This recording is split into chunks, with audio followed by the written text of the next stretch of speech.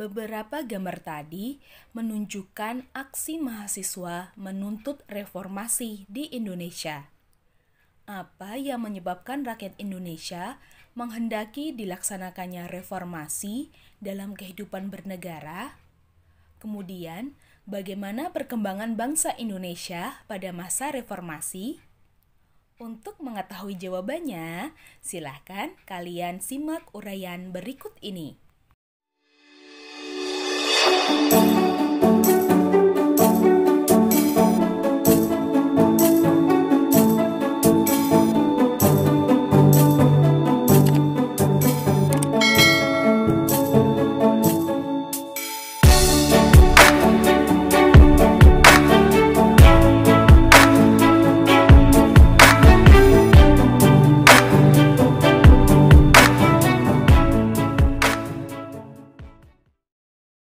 Masa reformasi di Indonesia adalah masa setelah berakhirnya pemerintahan Orde Baru. Masa reformasi dimulai pada tanggal 21 Mei 1998 saat Presiden Soeharto mengundurkan diri dan digantikan oleh Wakil Presiden B.J. Habibie. Dan masa reformasi terus berlanjut hingga saat ini. Berikut adalah cuplikan pidato Presiden Soeharto pada saat mengundurkan diri. 1945 dan setelah dengan sungguh-sungguh memperhatikan pandangan pimpinan Dewan Perwakilan Rakyat dan pimpinan fraksi-fraksi yang ada di dalamnya, saya memutuskan untuk menyatakan berhenti dari jabatan saya sebagai Presiden Republik Indonesia terhitung sejak saya bacakan pernyataan ini pada hari ini, Kamis 21 Mei 1998. Lahirnya Gerakan Reformasi. Reformasi merupakan suatu gerakan yang menghendaki adanya perubahan kehidupan bermasyarakat, berbangsa, dan bernegara ke arah yang lebih baik secara konstitusional. Munculnya keinginan untuk melakukan perubahan itu muncul disebabkan oleh dampak negatif dari kebijakan-kebijakan yang dilaksanakan oleh pemerintah Orde Baru. Pada masa Orde Baru, pemerintah berhasil mewujudkan kemajuan pembangunan yang pesat. Namun, kemajuan pembangunan itu ternyata tidak merata. Hal ini tampak dengan adanya kemiskinan di sejumlah wilayah yang justru menjadi penyumbang terbesar devisa negara seperti di Riau, Kalimantan Timur, dan Papua. Dalam bidang ekonomi, pemerintah Orde Baru berhasil meningkatkan pendapatan per kapita Indonesia ke tingkat $600 pada tahun 1980-an. Kemudian, meningkat lagi sampai 1.300 pada tahun 1990-an. Namun, kebijakan pemerintahan Orde Baru yang terlalu memfokuskan pada pertumbuhan ekonomi ternyata menjadi pemicu terbentuknya mentalitas dan budaya korupsi di kalangan para pejabat di Indonesia. Selain itu, pelaksanaan kebijakan politik yang cenderung otoriter dan sentralistik tidak memberikan ruang demokrasi dan kebebasan rakyat untuk berpartisipasi penuh dalam proses pembangunan. Dampak-dampak negatif inilah yang kemudian mendorong munculnya keinginan rakyat Indonesia untuk melakukan perubahan dalam kehidupan bermasyarakat, berbangsa, dan bernegara. Gerakan reformasi diawali dengan krisis moneter yang melanda Thailand pada awal Juli 1997. Krisis moneter ini mengguncang nilai tukar mata uang negara-negara di Asia seperti Malaysia, Filipina, Korea, dan Indonesia. Rupiah yang berada pada posisi nilai tukar 2.500 per US dollar menjadi sekitar 17.000 US dollar pada bulan Januari 1998. Kondisi ini berdampak pada jatuhnya bursa saham Jakarta, bangkrutnya perusahaan-perusahaan besar di Indonesia yang menyebabkan terjadinya pemutusan hubungan kerja atau PHK secara besar-besaran. Selain itu, kenaikan harga barang-barang kebutuhan pokok yang tidak terkendali. Keadaan kemudian diperparah dengan terkuaknya praktik korupsi, kolusi, dan nepotisme atau KKN di kalangan para pejabat pemerintah. Demonstrasi-demonstrasi mahasiswa berskala besar terjadi di seluruh wilayah Indonesia. Tuntutan mahasiswa dalam aksi-aksinya adalah penurunan harga sembako, penghapusan monopoli, kolusi, korupsi, dan nepotisme, serta menuntut Presiden Soeharto turun dari jabatannya. Pada tanggal 12 Mei 1998, 4 orang mahasiswa tertembak peluru aparat keamanan saat demonstrasi menuntut Presiden Soeharto mundur. Penembakan ini menyulut demonstrasi yang lebih besar. Dan pada tanggal 13 Mei terjadi kerusuhan, pembakaran, dan penjarahan di Jakarta dan Solo. Dan tanggal 14 Mei 1998, demonstrasi mahasiswa semakin meluas. Dan pada akhirnya, tanggal 21 Mei 1998, Presiden Soeharto menyatakan mengundurkan diri sebagai presiden dan menyerahkan jabatan presiden kepada B.J. Habibie. Peristiwa pengunduran diri Presiden Soeharto ini menandai berakhirnya masa pemerintahan Orde Baru selama 32 tahun dan dimulainya masa reformasi. Perkembangan politik masa reformasi. Yang pertama, Sidang Istimewa MPR 1998. Pada tanggal 10–13 November 1998, MPR mengadakan sidang istimewa untuk menetapkan langkah pemerintah dalam melaksanakan reformasi di segala bidang. Dalam sidang istimewa MPR, terjadi perombakan besar-besaran terhadap sistem hukum dan perundang-undangan. Sidang ini menghasilkan 12 ketetapan MPR yang diantaranya memperlihatkan adanya upaya mengakomodasi tuntutan reformasi. Ketetapan itu antara lain sebagai berikut.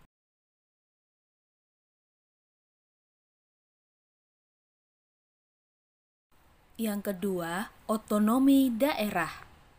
Otonomi daerah adalah hak, wewenang, dan kewajiban daerah otonom untuk mengatur dan mengurus sendiri urusan pemerintahan dan kepentingan masyarakat setempat sesuai dengan peraturan perundang-undangan. Otonomi daerah pada masa reformasi dilaksanakan secara lebih demokratis dari masa sebelumnya. Pembagian hasil eksplorasi dan eksploitasi sumber daya alam antara pemerintah pusat dan daerah juga disesuaikan dengan kebutuhan daerah untuk meningkatkan kesejahteraan masyarakat di daerah. Penerapan otonomi daerah diiringi dengan perubahan sistem pemilu berupa penyelenggaraan pemilu langsung untuk mengangkat kepala daerah mulai dari gubernur hingga bupati dan wali kota. Dengan pelaksanaan otonomi daerah ini diharapkan dapat meminimalkan ancaman disintegrasi bangsa. Yang ketiga, pencabutan pembatasan partai politik. Kebebasan berpolitik pada masa reformasi dilakukan dengan pencabutan pembatasan partai politik.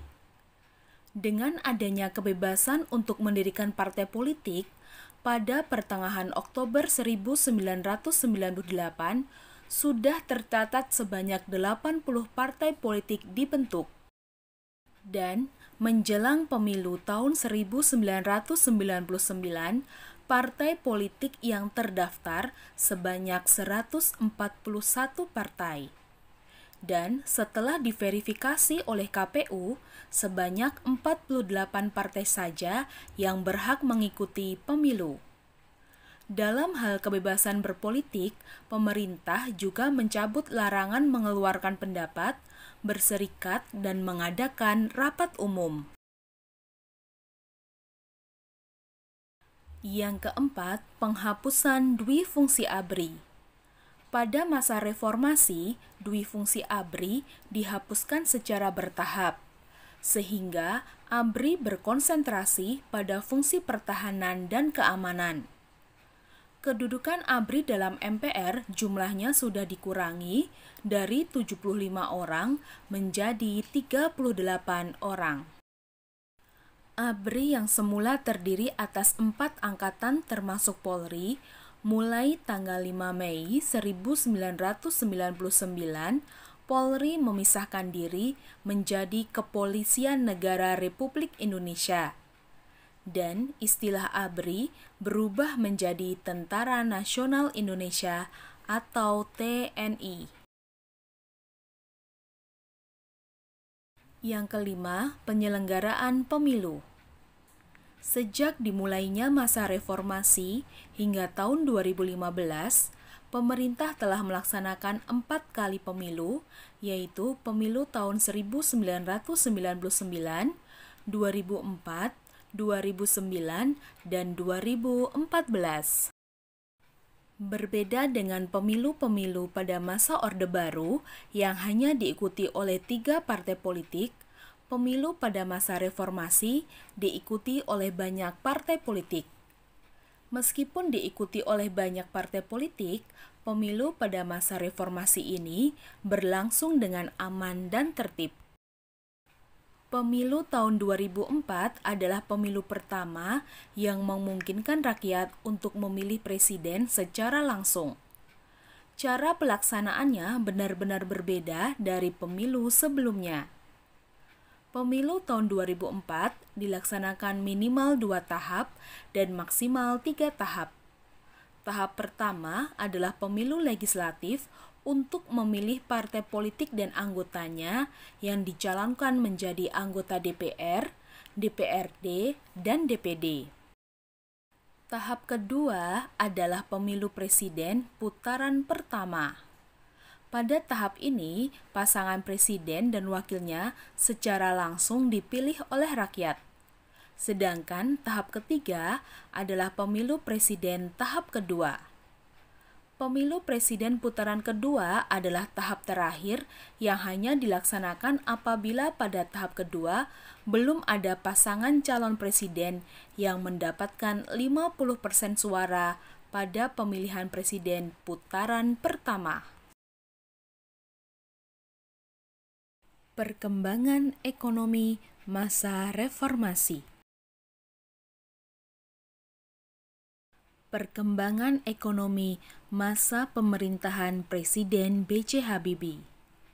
Pada masa pemerintahan B.J. Habibie, ditetapkan kebijakan pokok di bidang ekonomi, yaitu penanggulangan krisis ekonomi dengan sasaran terkendalinya nilai rupiah dan tersedianya kebutuhan bahan pokok serta obat-obatan dengan harga terjangkau, dan berputarnya roda perekonomian nasional dan pelaksanaan reformasi ekonomi.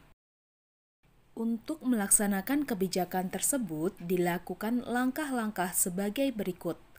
Yang pertama, menjalin kerjasama dengan International Monetary Fund atau IMF untuk membantu dalam proses pemulihan ekonomi. Yang kedua, menerapkan independensi Bank Indonesia agar lebih fokus mengurusi perekonomian. Yang ketiga, melikuidasi beberapa bank yang bermasalah. Yang keempat, menaikkan nilai tukar rupiah terhadap dolar Amerika hingga di bawah Rp10.000.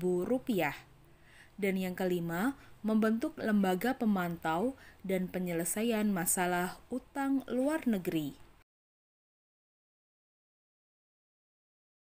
Perkembangan ekonomi masa pemerintahan Presiden Abdurrahman Wahid. Pada masa ini, kondisi ekonomi Indonesia mulai menunjukkan adanya perbaikan dan kondisi keuangan sudah mulai stabil. Namun, keadaan kembali merosot. Pada bulan April 2001, nilai tukar rupiah terhadap dolar Amerika melemah mencapai Rp12.000.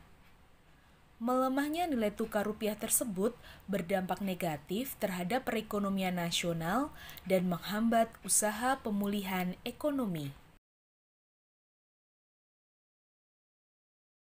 Selanjutnya, perkembangan ekonomi masa pemerintahan Presiden Megawati Soekarno Putri.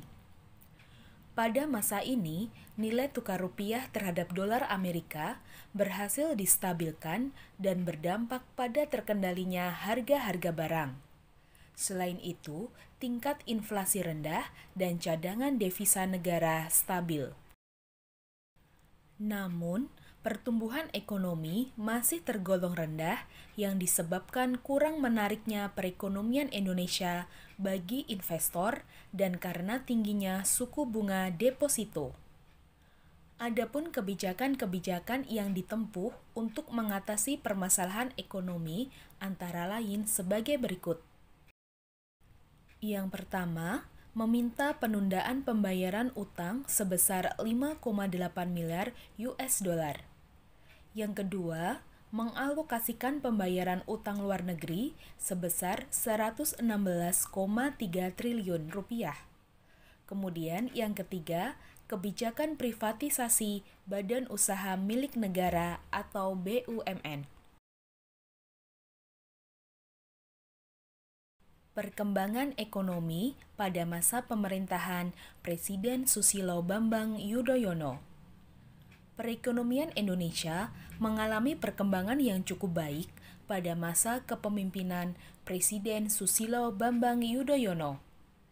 Hal ini terlihat dari rata-rata pertumbuhan ekonomi yang berkisar pada 5% sampai 6% per tahun, serta kemampuan ekonomi Indonesia yang bertahan dari pengaruh krisis ekonomi dan finansial yang terjadi di zona Eropa sepanjang tahun 2008 hingga 2009. Dalam menyelenggarakan perekonomian negara, pemerintah menerapkan beberapa kebijakan antara lain, yang pertama, mengurangi subsidi bahan bakar minyak.